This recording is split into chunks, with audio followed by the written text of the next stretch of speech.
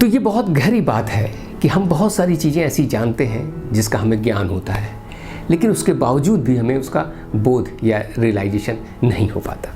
और जब रियलाइजेशन होता है तो हमारा व्यक्तित्व और हमारे साथ जुड़े हुए समाज का भी बहुत कल्याण होता है।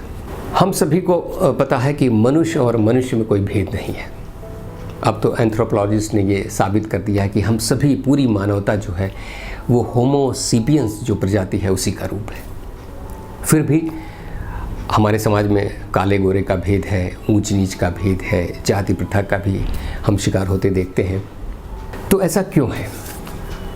इसका सीधा सा मतलब ये है कि हम जानते तो हैं कि मनुष्य मनुष्य में भेद नहीं करना चाहिए, लेकिन उसका रियलाइजेशन हमें नहीं है। तो रियलाइजेशन कैसे हो? जब इसका गहरा विश्लेषण होता है, जब इसकी गहरी एनालिसिस होती है, तब जाकर कहीं हमें पता चलता है कि वास्तव में इसका अर्थ क्या है। जैसे हम मानते हैं कि अगर होमो सेपियंस से सभी लोग हैं, तो अफ्रीका में जो लोग हैं वो ब्लैक, उनका स्किन ब्लैक कलर का क्यों है, काला क्यों है? जब विज्ञान ने बहुत ज़्यादा उन्नति कर ली तो हमने पाया, हमने पता लगाया, हमें ज्ञात हुआ कि एक्चुअली वहाँ पर सूरज की किरणें एकदम सीधी पड़ती हैं और बहुत तेज़ पड़ती हैं। इससे संभव है कि उनकी स्किन जल जाए।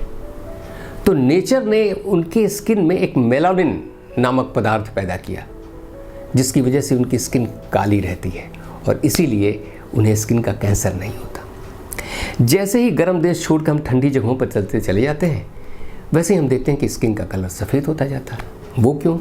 वो बस इसीलिए कि उनकी बॉडी से, उनकी स्किन से मेलानिन कम होता चला जाता है। हम देखते हैं कि पहाड़ों पर जो लोग रहते हैं वो थोड़े छोटे कद के होते हैं, उनकी नाक भी थोड़ी सी चपटी होती है या नॉस्ट्रिल ऐसे उठा होता है। तो क्यों होता है ऐसा? इसकी वजह है कि वहाँ ऑक्सीजन का लेवल कम होता है, तो ज़्यादा से ज़्यादा ऑक्सीजन वो इनहेल कर सकें, इसलिए उनकी नॉस्ट्रिल ऐसी होती है। तो जब हम इस तरह की व्याख्याएं देखते और समझते हैं तो हमें रियलाइजेशन होता है कि हाँ, ये सच्चाई है और इसलिए हमें कोई हक नहीं है कि हम मनुष्य में उसके जात या उसके स्किन के कलर या उसकी बनावट को लेकर हम विभेद पैदा करें। हमें पता है, हम सुनते आए हैं कि ये जीवन नश्वर है, ये हमेशा नहीं रहने वाला, पर क्या इसका बोध हमें रहता है? नहीं रहता। इसका बोध होता कब है? जब हम अपने किसी प्रिय को लेकर श्मशान में जाते हैं, तब हमें जीवन का गहरा बोध होता है, तब हमें इस नश्वरता का गहरा बोध होता है कि अरे यही जीवन है, ऐसा ही जीवन है, जीवन कितना अमूल्य है। और जब तक हम दुनिया में इस तरह से खोए रहते हैं, सुखों के बीच में रहते हैं, हमें उसका बोध नहीं होता। और जब इसका बोध होता है तो हम अपने जीवन को बहुत सार्थक ढंग से बनाने की कोशिश करते हैं कि ये जो अमूल्य जीवन है वो जितना अच्छी तरह हम जी सकें, जितनी खुशी से खुद जी सकें और दूसरों को भी वो खुशी दे सकें। तो ये सब चीज़ें रियलाइजेशन से ही पैदा होती हैं।